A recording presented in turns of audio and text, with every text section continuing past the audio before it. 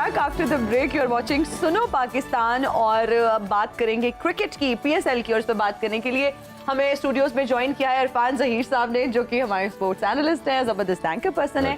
Thank you so much Irfan साहब। इरफान साहब, कल के मैच की बात करते हैं, मुल्तान सुल्तान्स और कराची किंग्स। मुल्तान सुल्तान ने ये मैच जीता 3 रन से, लेकिन कराची किंग्स की फील्डिंग जो थी ना बहुत ही पुअर थी। क्या कहेंगे? हाँ, वन ऑफ द रीज़न आपने ठीक कहा कि कराची किंग्स ने काफ़ी रन कंसीड किए पुअर फील्डिंग की वजह से। और हमें मालूम है कि T20 गेम में एक रन बहुत क्रूशियल होता है, आल्दो कि हर फॉर्मेट में ही होता है, बट T20 क्योंकि बहुत छोटा फॉर्मेट है, कमबैक के चांसेस कम होते हैं। और वही रीज़न नज़र आई कि जिस तरह उन्होंने 3-4 तो ईजी बाउंड्री जो सिंगल हो सकते थे उन्होंने बाउंड्रीज करवाई और इवेंचुअली वो फिर आपको कॉस्ट किया।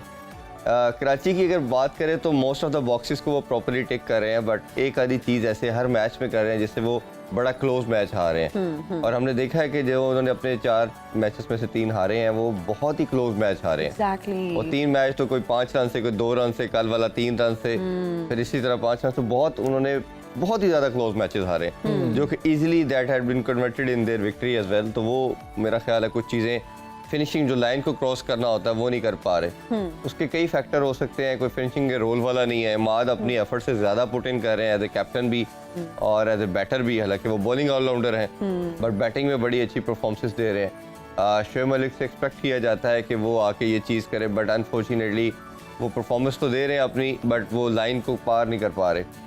तो ये मेरा ख्याल है कुछ ऐसी छोटी छोटी चीज़ें हैं। लेकिन इरफान साहब, बुनियादी वजह आप क्या समझते हैं? आप देखिए कि आखिरी 4 बॉल्स पे 6 रन चाहिए थे कराची को, और ये कोई इतना मुश्किल भी नहीं था। 22 आपको 22 चाहिए था मेनली, तो आपने 15 तो कर लिए थे। ठीक है, तो आप 6 स्कोर नहीं कर सके, आपके पास 4 बॉल्स भी थी। देखिए तो होता ये है जमील, क्रिकेट के अंदर आप जिस तरह हिटिंग कर रहे होते हो तो इजीली हो तो यही सकता था कि आप डबल ले लेते, कोई छोटी मनूवर करते बॉल को, तो चले आप 5-6 करके वैसे ही आपने टाई कर देते या कुछ ऐसा करते।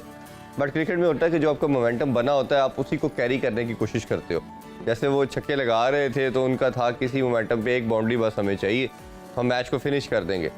बट उधर क्रेडिट अब्बास अफरीदी को भी देना पड़ेगा, जिस तरह पूरी टीम उसके पास आके उसको गाइड कर रही थी, प्रेशर उस पर बिल्ड हो गया, नो बॉल्स उससे हो रही थी, वाइड बॉल उसने 2 कटी की, बल्कि 3 उसने वाइड बॉल भी कर दी।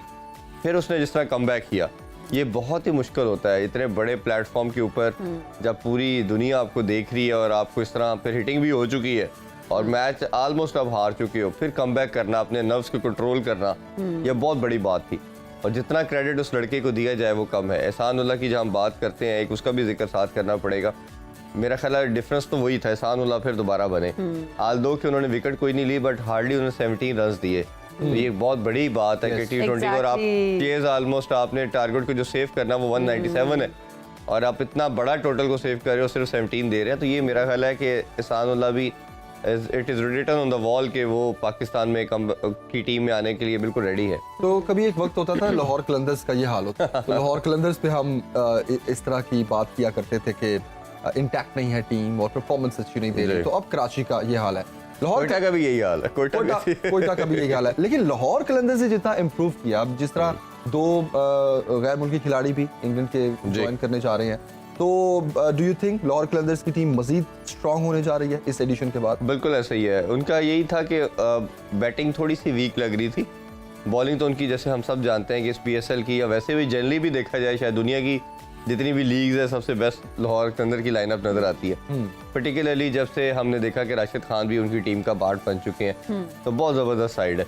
जब बैटिंग के अंदर उनकी थोड़ी सी डेप्थ आ जाएगी तो मेरा ख्याल है कि फिर वो जो एक थोड़ी सी हमें वीकनेस कहना चाहिए या थोड़ी सी आप कह सकते हो कि उस तरह की स्ट्रॉन्ग नहीं है जिस तरह मुल्तान सुल्तान की हम बात करते हैं कि बैटिंग बहुत स्ट्रॉन्ग है, तो मेरा ख्याल है वो भी उसी तरह की उनकी अच्छी साइड बन जाएगी।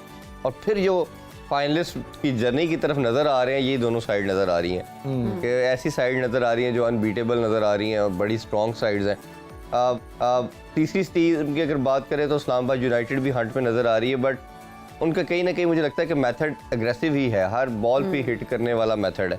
वो कहीं ना कहीं आपको स्टेबिलिटी भी चाहिए होती है। although T20 हम बात ही एग्रेशन की करते हैं, एग्रेसिव क्रिकेट की करते हैं, बट कहीं ना कहीं मुझे लगता है कि आपको जब विकेट्स गिर जाए या कोई ऐसा हो तो कंट्रोल्ड एग्रेशन की जो बात की जाती है क्रिकेट के अंदर, वो रखना पड़ता है। हाँ। आज के मैच के हवाले से क्या कहें? इस्लामाबाद वर्सेस पेशावर आमने सामने होंगी दोनों टीमें।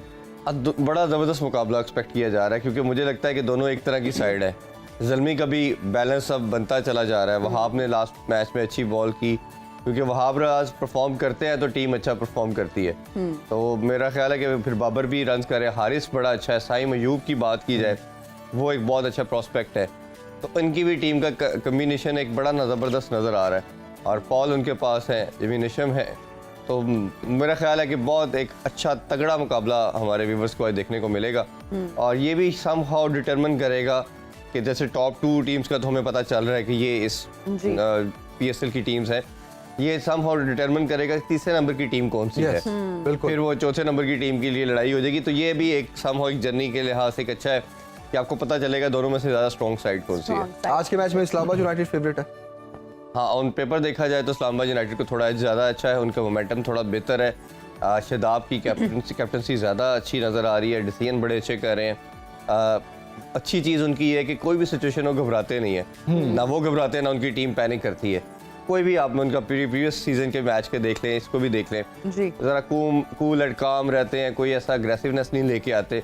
वो फिर आपका पूरा मैच के जो एटमॉस्फेयर है उसको भी वो चेंज करती है चीज़। बिल्कुल, बड़ा इफेक्ट और लड़के फिर अपना डबल भी देते हैं कि कैप्टन अगर उनको इस तरह सपोर्ट कर रहा है तो वो चीज़ भी ऊपर लेके जाती है। True that. अब लाहौर में मैचेस के लिए प्लानिंग पूरी कर ली गई है जी। और कहा यह जा रहा है कि टीम्स जब इन आउट होंगी उसके बाद ट्रैफिक को खोल दिया जाएगा। तो एक तो लाहौरियों को ये बताना बहुत जरूरी है, क्योंकि मुल्तान के लोग इतने नाराज थे, वो कहते ऐसे लग रहा था कर्फ्यू लग चुका, और चूंकि वो और पूरे टाइम के लिए कॉर्डन ऑफ होता था सारा, और डाइवर्जन्स लगी होती थी सारी। तो लाहौर में ऐसा नहीं है अभी तक का जो प्लान सामने आया। जी ऐसे ही। देखिए उसमें मुल्तान का तो वैसे भी स्टेडियम सुना है कि थोड़ा बाहर है, मैं अभी गया तो नहीं, बट वो सिटी के अंदर नहीं है, तो फिर भी ये सिचुएशन थी, क्योंकि आप अफोर्ड नहीं कर सकते थे किसी तरह का भी। लाहौर का ऑलरेडी आपको मालूम है कि गुलबर्ग का एरिया पहले ही वो अंडर कंस्ट्रक्शन है, बिल्कुल सेंटर पॉइंट और वो जो आपका कलमा चौक है, तो आपकी तो पहले ही सारी ट्रैफिक डाइवर्ट ही कदाफी से होके आती है। कदाफी तो कॉर्डन ऑफ होगा, कदाफी को तो नहीं ओपन किया जा सकता। खुलेगा कौन सा? नहीं, वो फिर वो आपको या तो फिरोजपुर रोड लेंगे जो लोग डिफेंस से दूसरी तरफ जाते हैं, वो या वो रोड यूज की जाएगी, और वो इतना ज्यादा प्रेशर है और ऑलरेडी आप ट्रैफिक देखें, या फिर आप जेल रोड लेंगे तो वो काफी प्रॉब्लम तो आएंगे। बहुत ज्यादा लंबा रूट बन जाता है। अब अल्लाह करे वो कलमा चौक, मेरा ख्याल है उसमें अक्लमंदी का तकाजा तो ये है कि आप घरों में और ये ज्यादा अच्छा है। Zoom पे सारा काम जिस तरह करेंगे। कहते थे हम कोविड के अंदर stay home stay safe, work from home, उसमें ये हो सकता है कि आप अपने टीम्स की जो स्केड्यूल अनाउंस हो जाता है समहाउ, आप बता दिया जाता है कि आप थोड़ा अपडेट रहें ट्रैफिक पुलिस से